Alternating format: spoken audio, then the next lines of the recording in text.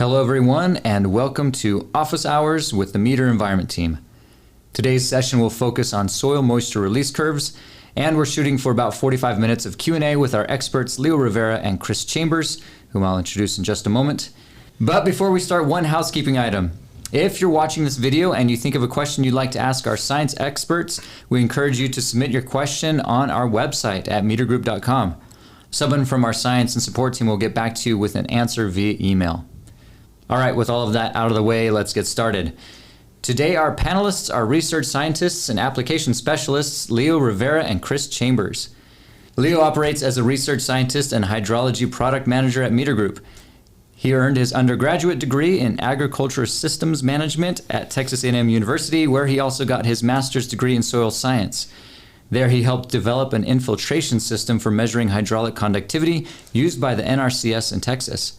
Currently, Leo is an application expert for meters hydrology instrumentation, including the HYPROP and WP4C. Chris Chambers operates as the support manager at Meter Group. He specializes in ecology and plant physiology and has over 13 years of experience helping researchers measure the soil-plant atmosphere continuum. So, thanks for joining us.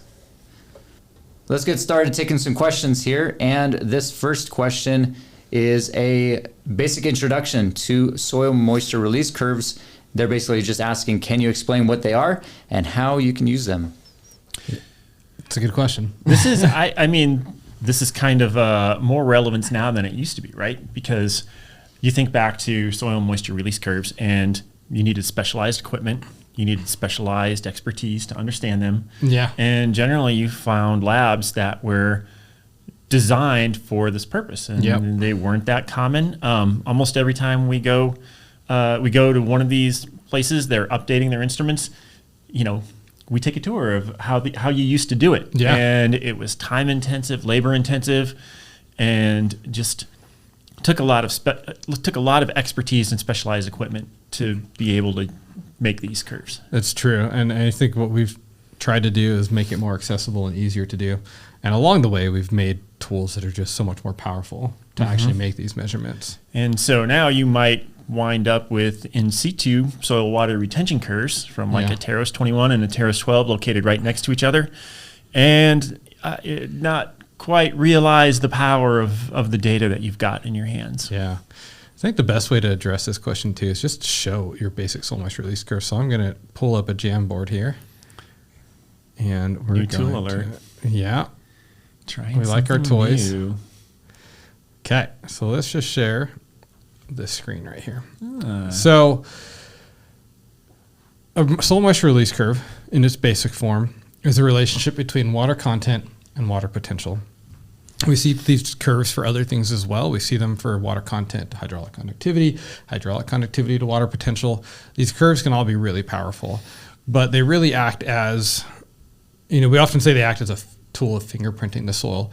And the reason we say that is there are so many factors that impact the soil moisture release curve. It's really unique to that specific soil that you're measuring it in.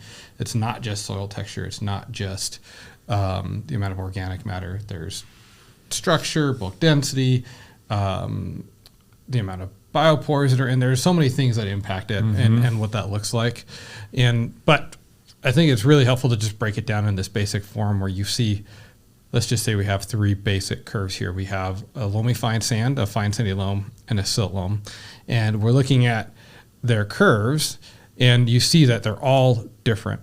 And these all break have it down very here different for us. behaviors. What have we got? It looks like water potential on the x-axis. Exactly. Thank you. Good point. So we have on the x-axis, we have water potential in this example. It's in kilopascals, and we put negative in there because it's a logarithmic scale. Oh, I hate log scales. Yeah, they're great. I love log scales. I'm just lying. But there are many other units that people use to express water potential. Yep. I like kilopascals, so we stick to that because that's what we're used to. Mm-hmm. And then on your y-axis, you have volumetric water content.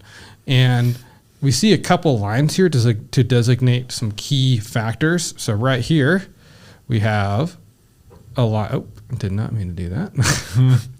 Let's get the pen out. So we have a line right here that is our field capacity point. So it's just going to put an FC right here for field capacity, and really poor handwriting. And we have this other line here representing permanent wilting point. And we'll probably dive deeper into a little bit about these different points.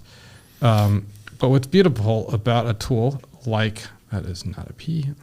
That's all right. But the main thing is here where you've got a couple of kind of waypoints for people to visualize the different parts of the curve. Exactly. Right? And when you draw that line through all these different curves, you see that they mean very different things for these different soil types.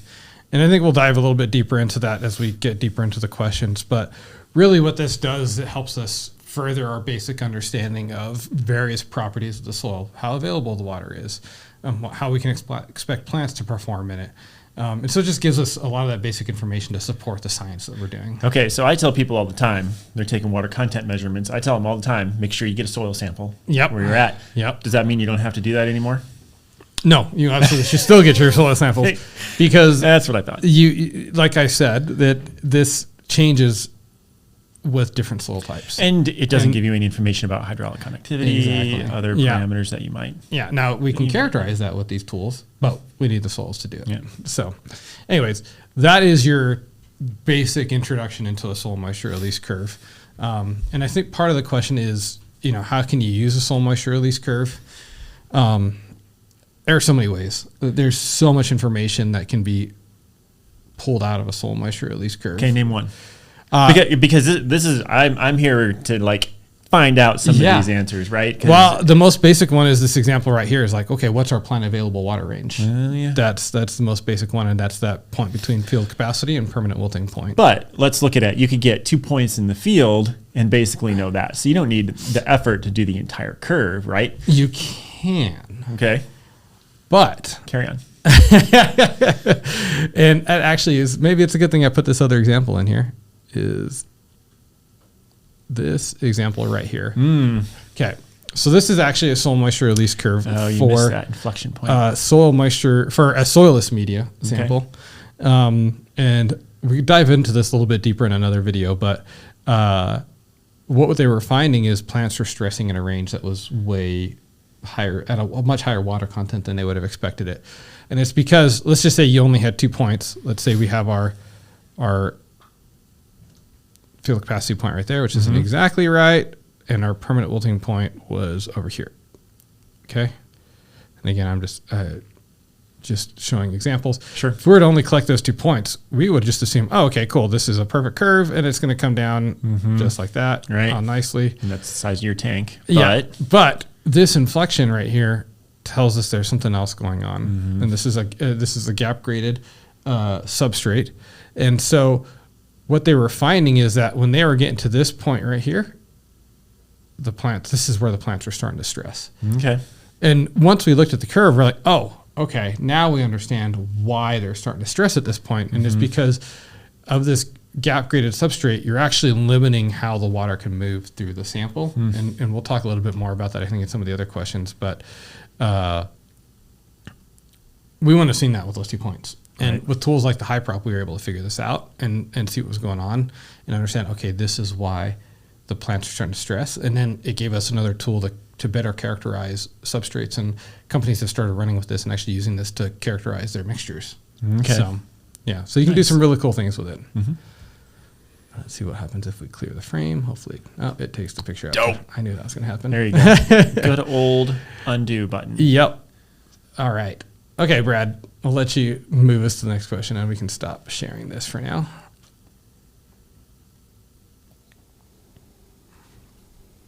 Okay. This next question is, how can you use release curves to predict water movement? That is a really good question. But at the base level, you don't actually need a release curve for the full thing, right? Just the matric potential gradient will give you some information about where water is going to move. Exactly. So matric potential is the governing factor that's going to tell us where water is going to move to in the soil. What a soil moisture release curve allows us to do is to actually get that model. So we can take a soil moisture release curve and generate a hydraulic conductivity function and a soil moisture release curve, so the Van Genugten parameters, for example, and take that and put those parameters into a hydrology model. and say hydrous is an example. And then we can use those parameters to actually predict at various water contents and at various conditions what your matrix potential will be, and after drawing down so much water, what water is still available. Yeah, exactly. Okay. And so say, for example, especially when you have when you have horizons with very different textures. Yeah. So if we jump back into that, which graph never again, happens. never happens. So let's just say we jump back in here, and we're going to pull that graph up one more time. And just bear with me. There we go. Getting faster at this. Okay. So we're going to jump back over to this guy right here. So again, we can use these moisture release curves to identify, okay, let's say our soil is at 30%. And that's our loamy fine sand, right? Yeah. We're going to undo that really quick. Okay, so let's just say we're at 30%. Okay, and let's just say we have,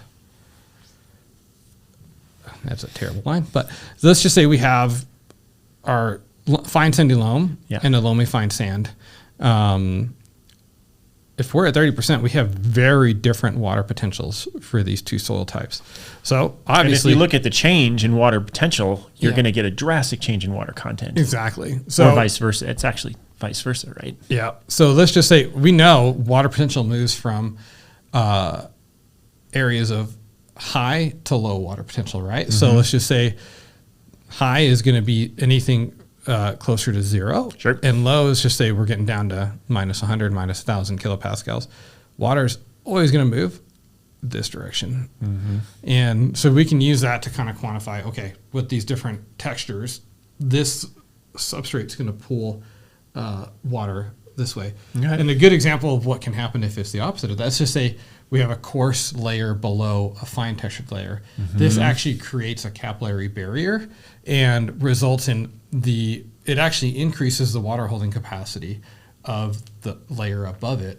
And so it actually completely changes how that layer retains water. And so while the matric potential, everything is in equilibrium, right? Yeah. So, your gradients are going to be moving, going to be evening out, coming to equilibrium, but your water contents are going to be drastically different. Yeah, they're going to be very different stages. Yeah, exactly. So, things always want to come to equilibrium. So let's just say they start at 30%, they're not going to stay at 30%. Mm-hmm. They're going to come to an equilibrium in terms of water potential, which is going to be something like this. Let's just say this is our equilibrium point. And so we might see the coarse textured soil down at like 6-7%. And the fine sandy loam much higher, around. And so if you're 46%, trying to interpret water content data, say between these two different points, and you're going to be scratching your head. Yep. It's like, what the heck is going on here? Exactly. Yeah. And so you really need to understand these characteristics to really understand what's going on there. Hopefully that helped answer that question. Although I love it. All right.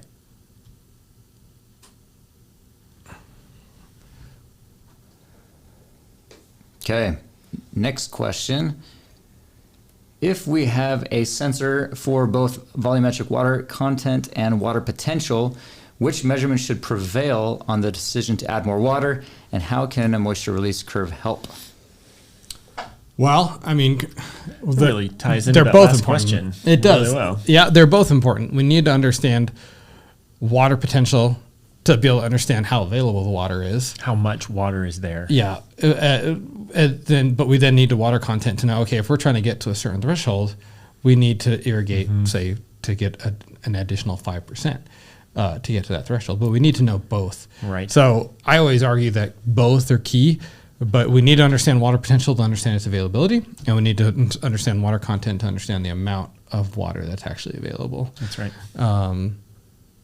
I think they're both really key factors, and that's why you're starting to see more and more people measuring both. And that curve will help you. The soil water retention curve will help you understand how the soil water dynamics will change as you wet up or dry down. Exactly. And oftentimes, if you don't have both measurements available to you, at least if you have the moisture release curve, then you can use one to the other. That's right. Yeah. How much of a difference do you think hysteresis plays in that? Whether you're wetting or drying. Good question. So hysteresis can play a bigger factor in. It's not the same across all soils, right? It's not the same across all soils, but it can play a factor in any of these. It's maybe anywhere from 3% up to 6 or 7% difference. I think it really depends on where it starts on the curve too. So what we've seen with hysteresis curves is they're very different depending on where you start your wetting and drying points within the curve. So it's pretty dynamic. And the relevance for this is that your curve can be slightly different whether you're on the wetting or drying. So it kind of depends on which direction you're going. You might be taking a slightly different road to get to the same endpoint. Yep, exactly. All right. Okay. We've got a couple questions here regarding the HYPROP. And so this first one is asking, what is the impact of the evaporation rate on the HYPROP measurement? Yeah, so this is a really specific question, but it's an important one. The HYPROP measurement is built on some assumptions, right? It's assuming that the evaporation rate is in what we call phase 1 drying. And to break that down, phase 1 is where your evaporation rate is consistent and your change in water content is fairly consistent. And you can get to a point if your evaporation rate is too high that your change in water content instead of being a nice consistent linear curve, will start to change over time. And that's because your evaporation rate is so high that the water is no longer able to migrate back up from the bottom of the core up to the top of the sample. And so it starts limiting that water movement. And we start seeing a decrease in the evaporation rate over time. So that's our phase 2 drying. So phase 1, we expect consistent, and phase 2 is where it'll start to change over time. And the assumptions behind the evaporation method are that we're in phase 1 drying. And so you don't want to exceed a certain evaporation rate. And so, but people ask this question all the time, how quickly water evaporates drives how quickly my sample run is done. Yep. And so, you don't want to just apply a bunch of heat and bake it. That's going to change the thermodynamics of everything. No. Desiccant fans, do you have recommendations there? Or? Yeah. So the best way if you're trying to expedite the measurement process, is, in my opinion, is a desiccant chamber. So I've seen people that have used fans blowing air over the sample. There's 2 issues that causes. The balance. One, the balance. It messes with the weight measurements. Right. 2, it actually increases that boundary layer conductance and that evaporation rate too high to where we actually violate those assumptions. And the evaporation isn't really what's happening. Yeah. And so the desiccant chamber I have found to be the best way to do it, and it does increase it pretty significantly. Right. I think I can take a measurement that would normally take, let's just say 7 days, and shorten it down to 3 days. And you're still using that diffusive evaporation rather than a forced convection or something like that to drive it. Okay. Yeah, and so it doesn't violate any of the assumptions, and it speeds it up. And so I'm a big proponent of that approach if that's the way somebody wants to do it, and it's pretty easy to set up. It's really any plastic container and a tub full of desiccant is enough to dry it down. You got to get a little creative with cable routing, but I think you can make it work, and we've seen the most success with that. Great. All right. Okay, moving on down. Oh, I think we just hit that one. Yep. Yeah, we just took care of expediting the process for HYPROP experiments because they do take a long time. So this next one, how can I properly interpret soil moisture curves for geotechnical purposes? Yeah, so this is actually a really fun area that I think we're learning a lot more about every day. The geotech measurements, a lot of them are based on some of the fundamentals that we've found in soil science. And what's really cool is we're seeing learning even more about what we can learn from a soil moisture release curve. It's not just about plant available water. Right. I don't remember exactly when this was published. This was a long time ago, probably 30, 40 years ago. But McKean found that if we use the slope the dry end of the soil moisture release curve, we can actually predict how expansive the soils are. So it's a really good, interesting geotechnical application. So the HYPROP might not be the best instrument for the job here. No, this is something where a tool like the WP4C or the VSA can be much more powerful for these applications. In most cases, the HYPROP really isn't a tool for geotech applications because we're more worried about soil mechanics there. Okay. And a lot of that information that we're finding is in the drier end of the soil moisture release curve. So it's more, the HYPROP is for the biological end where you're looking at growing things. Yeah, exactly. Okay. Anything where we're worried about plant life or life in general, typically the HYPROP is the better way to go. Right. The soil mechanical processes are typically found in the dry end range. And then what's really cool is, we've gone beyond just that expansiveness or how expansive soils are, which was a great application.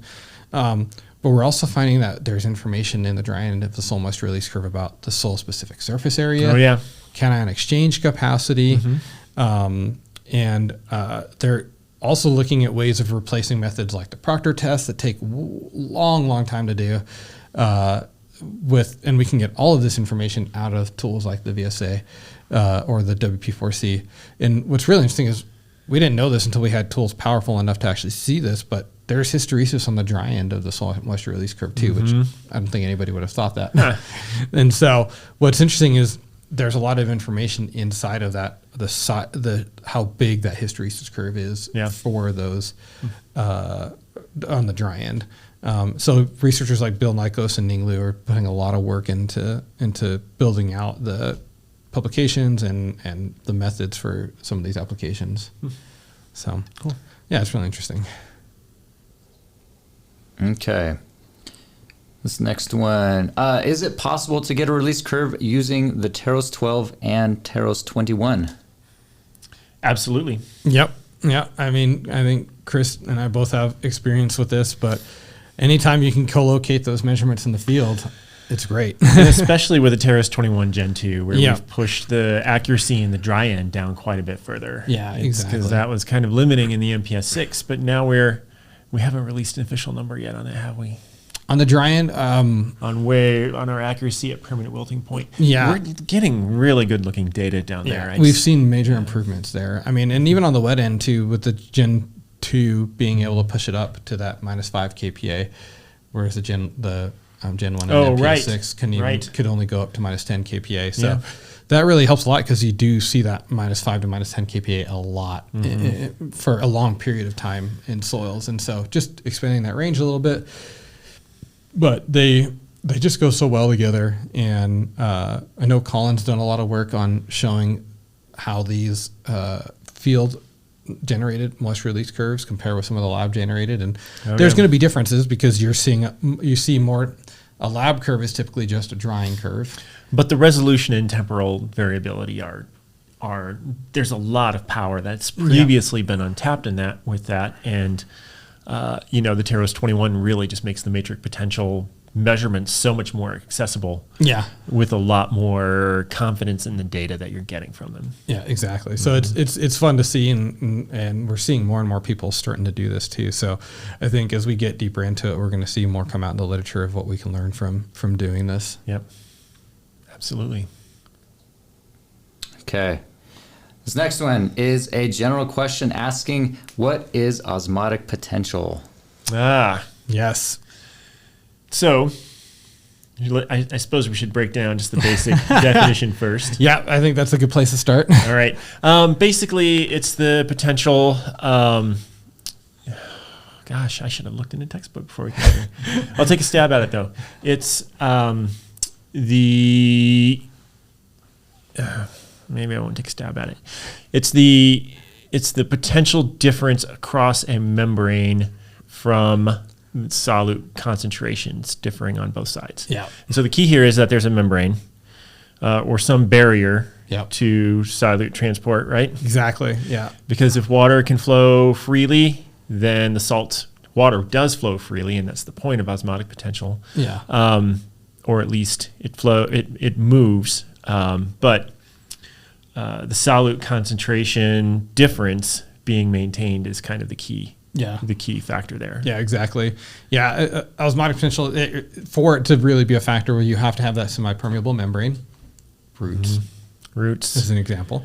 Microbial membranes. Yeah. Yep. Fungi. Yeah.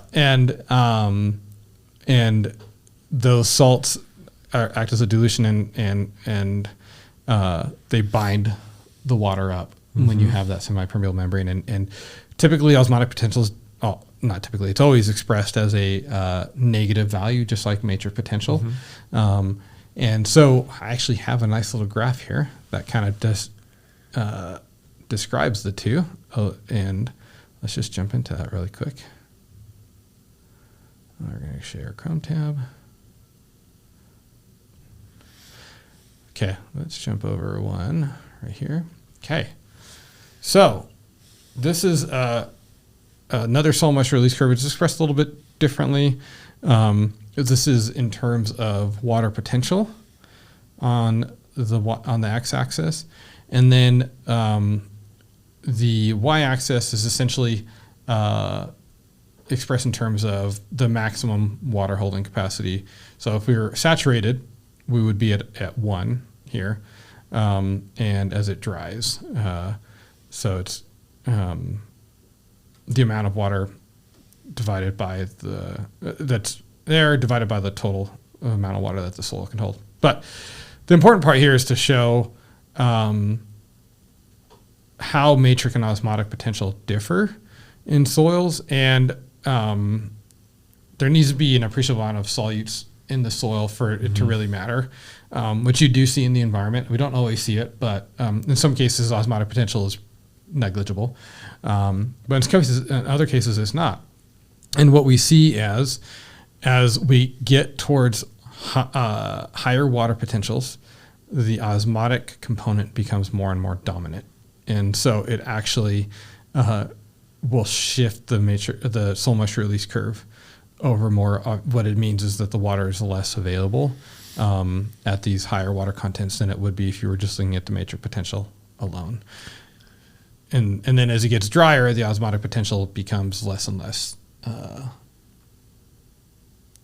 dominant. Relevant. The matrix potential becomes more dominant, and we don't know. And so it's important to understand the method that you're using to get your soil moisture release curve then, isn't it? Yes. Because your WP4C is going to include the osmotic potential, where the HYPROP, the TEROS 21, those methods, the TEROS 32, those methods just give you matrix potential. Exactly. And that's where this information comes from. So this is actually one of our application notes where we talk about how to make this correction, how to remove the osmotic component from the WP4C measurement, which is right. The WP4C is based on a dew point measurement, and what we're doing is using a really precise relative humidity measurement and then using the Kelvin equation to determine what the water potential is. And we talk about this a lot in other virtual seminars, so I highly recommend watching them if you want to learn more about this. Right. But it is important to take that into account. And if you do know that the osmotic, if there's a certain amount of solutes, I don't know what a good threshold is there. The best thing I find is to take your measurements and combine your WP4C and HYPROP measurements. And if you see they don't line up, then, you question, there's probably solutes. I should do saturated extract EC to figure out how many solutes there are. And then I can easily calculate the osmotic component, which is great. Right. So, but yeah, it's something that we can easily account for. But then you can actually, what this means is it's actually pretty easy to determine what your osmotic potential is just take your saturated extract EC, and then there's an equation that you can apply at different water contents to determine what the osmotic potential should be at that water content. And so you can correct for that pretty easily and account for that. And if it's something that you need to understand, it's pretty easy to figure out. Great.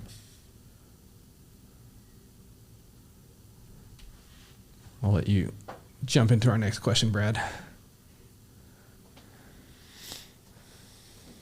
All right. So this next one is actually these next two flow right from that discussion of osmotic potential. They're going to be asking about salinity. And so this first one is asking, how does irrigating with saline water impact the soil moisture release curve? Good question. So typically, and Chris, correct me if I'm wrong, what we see when you irrigate with saline water is that you're going to start getting a higher and higher concentration of salts in the soil. It's depending on how much water you're evaporating or taking up through the plant roots. Yep. If you have saline water coming in and then you're removing the water and leaving the salt, that salt's going to accumulate. Yep. And it's, unless you're either rinsing it through or dealing with it in some other way, salt can accumulate and become a problem. Exactly. And so what's going to happen is, as you irrigate more and the salts accumulate more, if you're not flushing them out, then that osmotic component is going to grow and become a bigger factor. And so you're going to need to understand that. And so monitoring EC in that situation is always going to be valuable. Yeah. Yeah. What's the best tool to do that in the field? TEROS 12. Yeah, hands down. Exactly. So it's good. It's important to understand that, especially if you are irrigating with saline water, you want to monitor that, because you're going to create salt stresses on the plant and potentially toxicity if you get it to a really high level, I believe, depending on the type of plants you're growing. Yep, that's right. So it's definitely something you want to monitor and keep at a lower level if possible. And if you get high enough level of salts, it can interfere with the water content reading as well. Yep. So it is important to consider how much salt you might be accumulating in the soils, and think about your water content sensor choice as well. Yeah. All right. And this next one is asking, is there a correction for matric potential measured with saline soil samples using WP4? And you've already mentioned this previously. Yeah. So, I mean, the best thing, like I said, is the best way to make that correction. Correction maybe isn't one way to look at it. That's the best way to separate out those two components, because we're not correcting It's not an error. It's just something that exists. It's what it is. But what we want to do is understand, okay, what of this, let's say I have a total water potential measurement here, how much of that is osmotic and how much of that is matric potential? And the best way to do that is to take your saturated extract EC of a sample, and then we have a guide on the website. I highly recommend going to the resources page for both the HYPROP and WP4C and looking for the guide on how to combine HYPROP and WP4C measurements. Yep. And in that guide, we have the equations on how to correct for how to calculate the osmotic potential based on that saturated extract DC and the water content. So that you're comparing to apples to apples. Yep. Exactly. Awesome. All right, this next one. Do you have any suggestions on sample and data collection timing, and how can these impact your results? Yeah, well, this is a fairly open-ended question, which is good. There's a couple things I think when I think about sample and data collection timing. I mean, I think about your measurement intervals, but there's also seasonal timing. So let's just say I'm taking a lab sample and or a sample from the field to bring back to the lab, and I'm going out to take core samples. If I'm working in expansive soils and I go out and take a core sample during the dry period, during the dry period, and then you saturate it, that sample is going to swell up. So you want to time your sample collection when the soil is going to be more so at its more expanded state. Right. But there's also other seasonal differences, right? I mean, there's microbial communities vary. Your population for osmotic potential, that could vary. Yeah. So that can all play a role. And then the other thing I think about is just like your time interval. Things are usually somewhat slow changing in the field, but they might not be, especially depending, like a sandy soil, for example. There is a point where as you get further along the curve, a small change in water content results in a huge change in water potential. Right. And so knowing when you're getting to those points, for example, on the HYPROP, if we really wanted to characterize when you hit that point as it's drying, where the water potential is going to start changing more rapidly, you could increase your measurement interval to capture that. Still, even then, I think 10-minute measurement interval, which is what the HYPROP does typically, is enough. But it's something that you could adjust if you wanted to. So I don't know if you have any other thoughts on that, Chris, but Nope. All right. This next one, in a laboratory setting, can we use a TEROS 21 in the lab for measuring water potential? Theoretically, yes. It just kind of depends a lot on your experiment. Yeah. That TEROS 21, if you've got a small column, the TEROS 31 might be better. It depends on how precisely you're trying to control the water levels, the resolution in the measurement.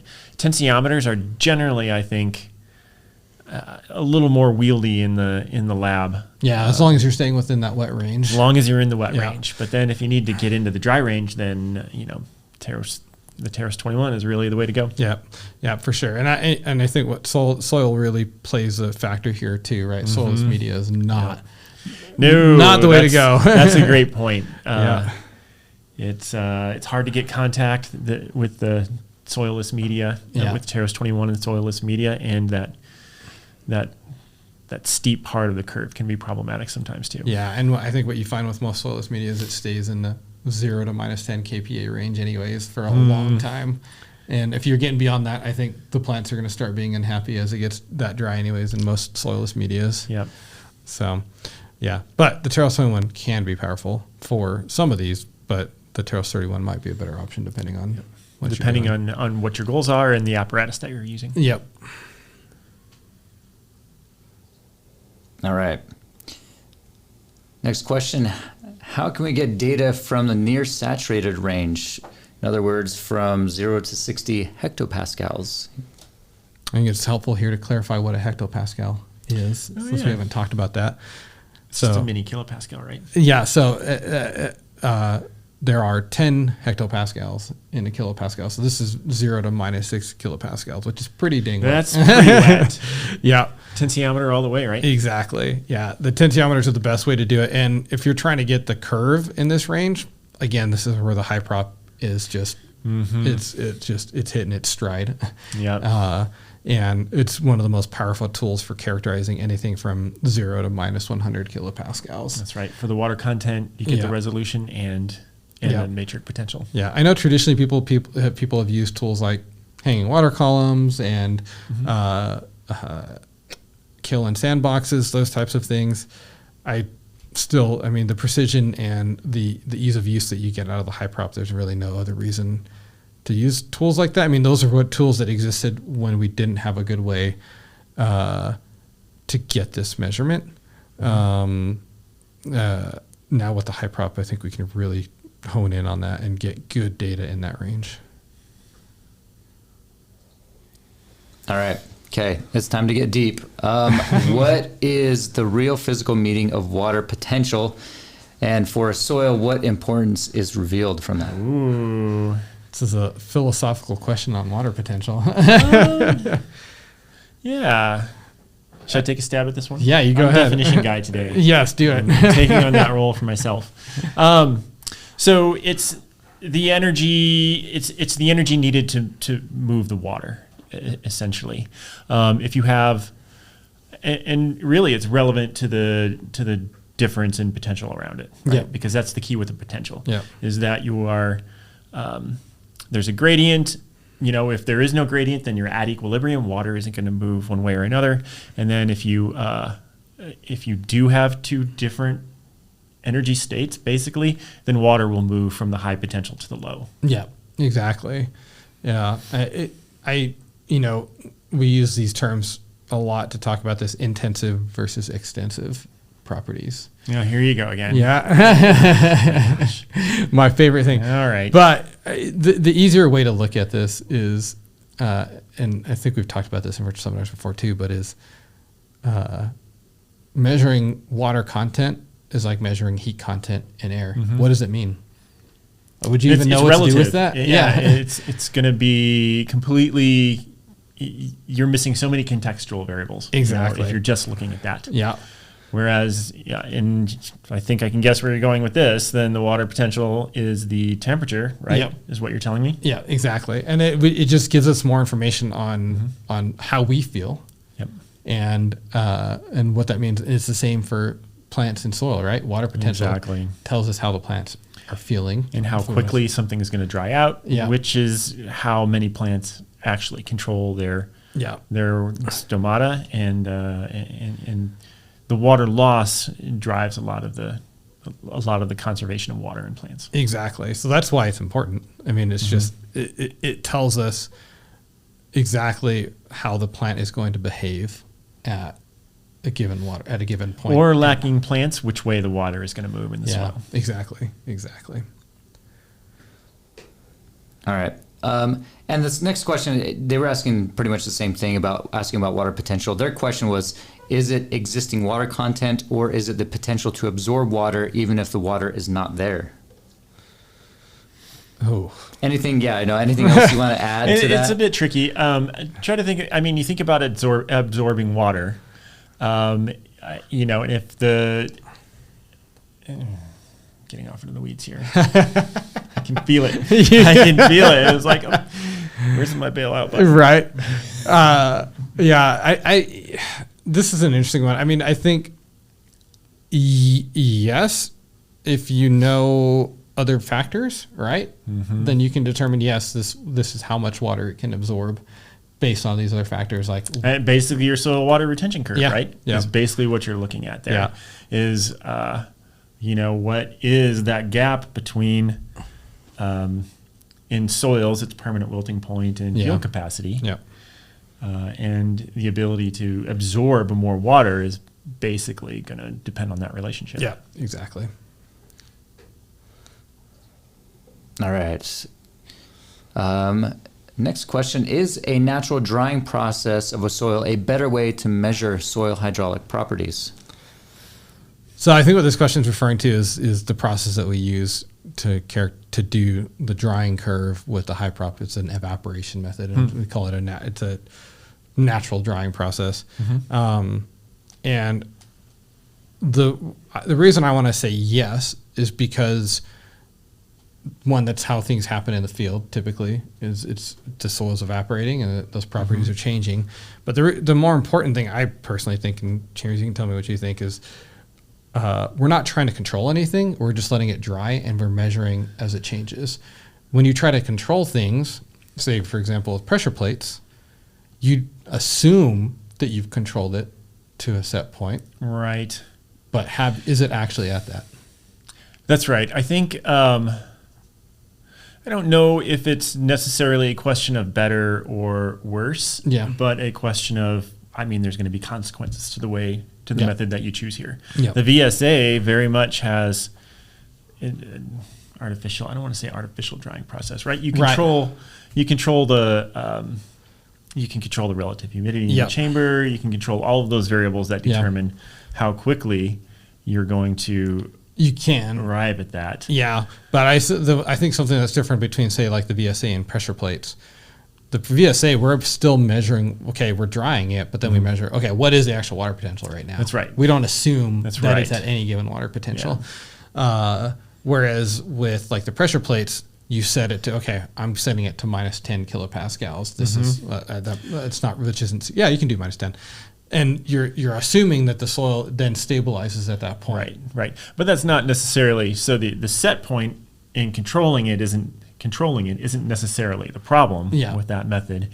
It's that over time it's been shown that you just never are sure if you hit equilibrium. Exactly. So you're assuming that you're at equilibrium, and there are oftentimes, as we've seen in the literature, there are cases that we're not, especially as we get towards lower water potentials and as we deal with finer textured soils. You lose contact with the ceramic. There's a lot of things that happen, and you never actually hit equilibrium. Right. So that's the issue. That's why I like at least the drying process, a natural drying process, or actually measuring the water potential and not assuming it's at a certain point. Okay. This next question, as I work with soil surfactants, is it better to test water potential and the effect of surfactants on that instead of the water content? I think it's going to impact both, right? I don't know. Yeah. I mean, the water potential is what it's actually affecting, right? Right. It's affecting the surface tension. Yeah. So that I think would be key. I'm not sure what. Yeah. I don't know, dude. I don't know. I think maybe water potential is the more important factor here. because like you said, it's impacting the surface tension of the soil, and it's going to change those properties. So that is, that's an interesting one. And I don't know how much work has been done in this area. I haven't seen a ton of work. I mean, I know there's a lot of people working with surfactants, but characterizing the actual impacts of surfactants on the hydraulic properties of soil. I'm curious to see where that goes. Yeah, it'll be interesting to see. But I imagine it's going to impact the water potential more than anything else. Yeah. Okay. 2 more questions here. This second to last question: can the TEROS 21 be used in a purely sandy soil? Ooh, Chambers, you're the expert here. Yeah. Yes, I'm going to put an asterisk in there. Asterisk. So sandy soils, it's easy to run into problems with the TEROS 21. Yeah. And the TEROS 21 relies so much on that contact between the ceramic, not the metal plates, the actual ceramic, and the soil around it. Yeah. And if you have a coarse textured sand, a fine sand, no problem. Install it, no problem. But if you have a coarse textured sand, and you try to get the substrate rubbed right into that ceramic in between the discs, and then you look at it and it just kind of all crumbles out of it. Yeah. So that's the real tricky part. If you can get good contact between the sand particles and the ceramic, then yes, you can get some. It'll work and you'll get good data.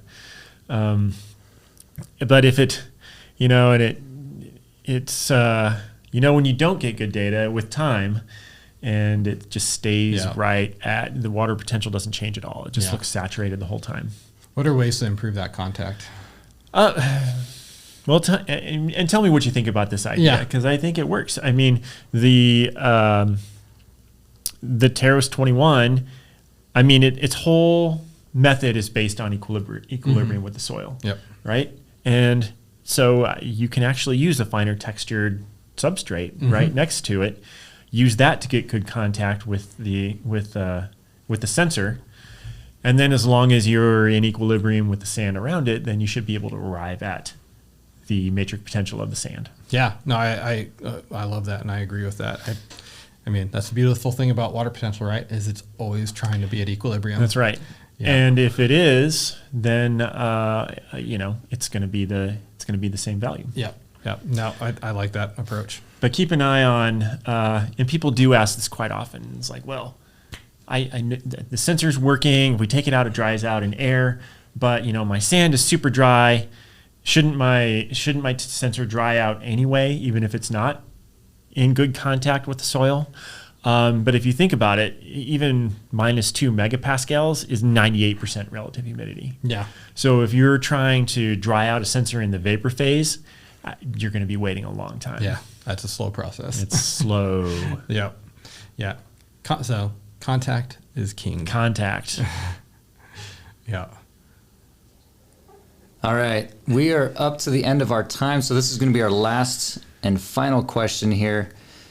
They're asking, is it possible to have in practice a soil with a 1 gigapascal matrix suction value? Ooh, 1 gigapascal, which is holding on to your last water molecule. Yeah, so I think it's a minus 1,000 megapascals is 1 gigapascal. I mean, it happens, right? I'm just trying to think of where you would see that, right? Because not anywhere with life in it. Or at least not active life. Do you think you'd see that that we know of in the extreme deserts? Would we ever even get close to that? I mean, I'm trying to think what relative humidity you'd have to be at to get to that. Yeah, because we're minus 100 megapascals is the air, right? In general. Yeah, typically I think it's minus 100 megapascals. So we're going an order of magnitude beyond that. Yeah, I'm just trying to think. I can't think of a place where we'd ever see something like that. What are the matrix potentials in like the Atacama in the middle of the summer? I don't know. Maybe somebody else who's done these measurements can tell us. I've never done measurements. I think we need to go to Death Valley. Yes. Yeah. We could probably look it up. Yeah, we probably could look it up. But I think in practice, it's highly unlikely, except maybe in these high extremes. But in most environments like here, we're never going to hit a relative humidity like that where it's going to be drawing the soil down that much. That's right, because if you get dry enough, it will pull water out of the air. Exactly. And absorb to the soil surface. Yeah. Again, it's all about equilibrium, and so the soil is going to equilibrate with whatever the relative humidity or whatever the air matric potential matric potential is, or the air water potential is. So, in theory, possible. I've never tried it. In practice, unlikely. Yeah. So I don't know if anybody's ever seen these. I'd love to see that. All right. Fun question to end on, but that's going to wrap it up for us today. Thank you again for joining us, and we hope that you enjoyed this discussion. Thanks again for all of those great questions that you submitted. And if you have any other questions that we didn't answer, please contact us via our website, metergroup.com. Finally, you can subscribe to the Meter Group YouTube channel and accept notifications to see previous episodes of Office Hours and to get notified when future videos are available. Thanks again, stay safe, and have a great day.